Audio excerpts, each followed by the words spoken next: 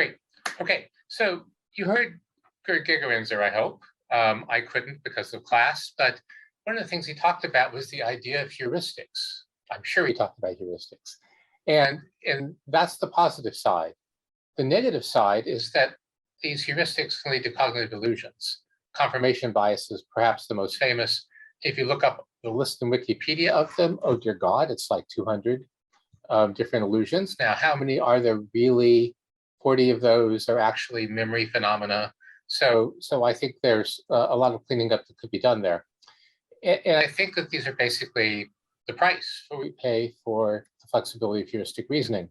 The downside is even trained professionals, intelligence analysts, have problems with these illusions. So making systems that could actually help you get around them would be a major payoff. The exact psychological mechanisms are still very much under investigation.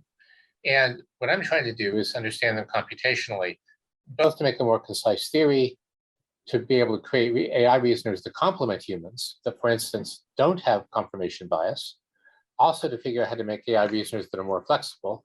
And finally, once you start exploring the space of alternatives, every time you make a trade-off, you are likely to generate some new cognitive illusion that reasoners will have that may be different than ours. And to make trustable systems, we need to understand what those are too. So I'm going to do two things in this short advertisement for the paper. I'm going to show you a notional reasoning architecture that I've been using to think through these ideas. It's more abstract than any particular system, but it's got enough bite to you can actually frame the explanations in it. I'll mention confirmation bias and mirroring very briefly just to show you how you might tackle those, but I'll focus a little bit more on misinformation effects because those are of great practical relevance right now in our political system in the US, and then I'll close with related and future work. So, simplified reasoning architecture. If you know the fire reasoning system, this is kind of a cartoon version of it. So imagine a large knowledge base, including case libraries, of course. And there's a working memory that's temporary and indefinite size. We're not talking 7 plus or minus 2. We're talking working memory in the Ericsson kind of sense, which can be really quite large. You can get facts and schemas from the knowledge base, either by a unification-based retrieval operation or by our MacFact model of similarity-based retrieval. Those in humans are tightly resource-bound. Fire actually does not put a resource bound on the unification results, but it does on similarity-based retrieval.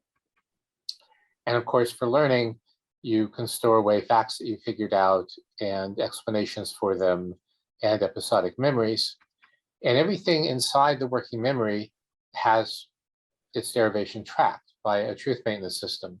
So you can see the belief C here is believed because of A and B being true. And that dependency tracking is something that humans probably don't do as well as our systems do, as you'll see from the psychological evidence. And that microtheories provide a kind of context mechanism. These are exactly the kind of microtheory mechanism in psych.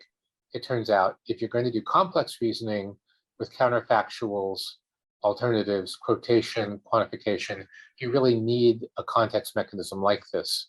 And especially in stories and accounting for these phenomena, you need these things. Okay, confirmation bias. Once people have glommed onto a hypothesis, people tend to pay attention to evidence that supports it and ignore evidence that contradicts it. In fact, they'll even work hard to not gather evidence that contradicts it. If you remember the history of the US going to war with Iraq in the Bush administration, that was in part a kind of confirmation bias with people stacking up evidence because they wanted to believe that Saddam Hussein had weapons of mass destruction. Terrible results. So confirmation bias, we think, is in part the cost paid for powerful pattern recognition abilities. If I retrieve some example that gives you an explanation for something, and I add it to the description I'm building, the next thing I retrieve is going to also include that prior explanation. And so you're going to get things that are more like it. You're going to keep stacking things up. And so that's part of it. It doesn't capture the evidence gathering part, but it does capture the why you might get locked into a hypothesis very early. And the conjecture is that if you arrange AI systems a little bit carefully, you can actually avoid this. So if I have my original material here and I have my retrieved material here, when I go back to the well for an alternate explanation, I go back using this microtheory, not the combined version. And then I get a new one, and now these combined are competing with this combined, and you will have avoided that source, at least, of confirmation bias. So for mirroring, mirroring is when you believe that other actors think the way we do. For example, the US intelligence community did not believe that India was seeking to build nuclear weapons. India said publicly, hey, we're going to build nuclear weapons. And if you thought about their issues the way US people would think about them, you didn't believe that. You thought there was some other thing they were saying, but in fact, they were being perfectly honest and forthright about what they were doing. So mirroring is a problem. Now, mirroring is, of course, the dark side of the use of like-me reasoning, which is one of the important ways we learn to be social. So if you look at Melsoff's work on like-me, it's used heavily to bootstrap human social reasoning theory of mind. Best computational story we have is Irina Rybkina's analogical theory of mind, and it will do all sorts of mirroring for better or worse. Now, again, a conjecture, if you arrange AI systems so that when cross-cultural transfer is used, it's detected and noted for further scrutiny. We've already had a little experience with this in working with moral decision-making.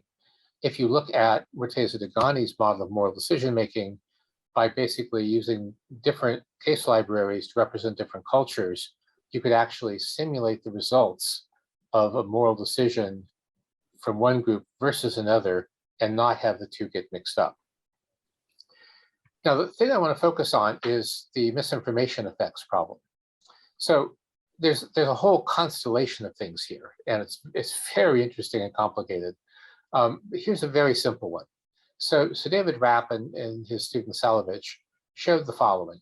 If you have incidental incorrect facts and stories, they can actually override your long-term knowledge. So here's an example. You've got a story, and in the middle of it, there's a sentence. My boat was named after the mythical civilization that sank into the ocean, Pompeii. Okay? Now, in fact, to do independent testing to make sure that people like these people know that it's Atlantis that is supposed to have fallen into the ocean, not Pompeii, which was destroyed by a volcano, right?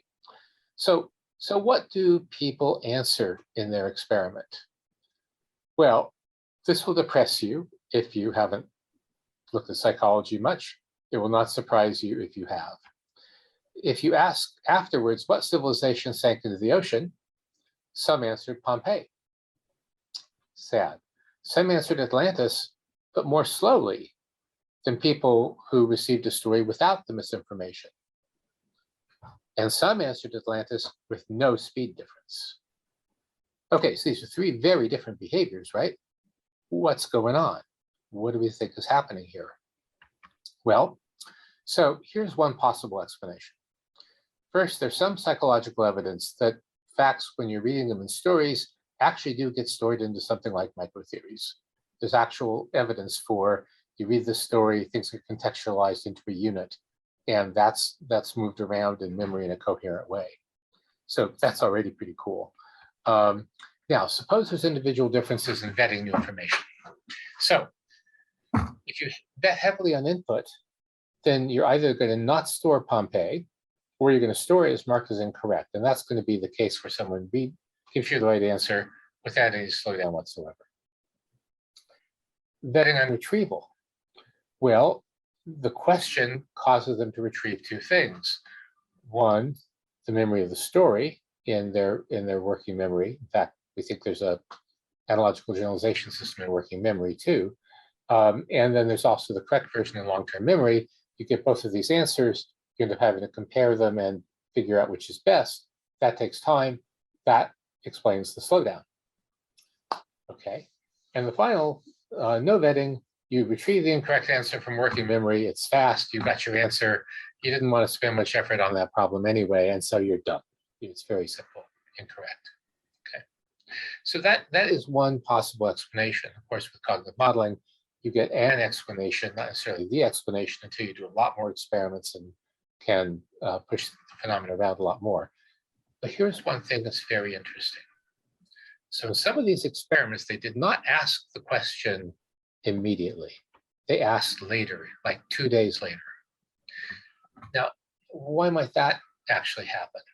Well, it turns out Sam Day and Deidre Gettner discovered that there's implicit analogical inference. So if you've got a story that's got a particular motivation, for instance, or an action to be taken, and the story is ambiguous, they can make you pick one way or another depending on a story you read 2 days earlier. And you are not aware that you used the story. You think that everything was completely crystal clear and all in the story you just read, but they can make you pick one or the other depending on what they told you 2 days earlier. And you want to wrap it up? One more slide. And so if that's true, then this kind of intrusion should happen for similar, not just identical materials. So there's new psychological prediction. So related work, you can read that in the paper. We want to do some experiments on this, obviously, and try to explain more cognitive illusions and try to figure out, can we get the flexibility of human reasoning without the limitations? Thanks for listening.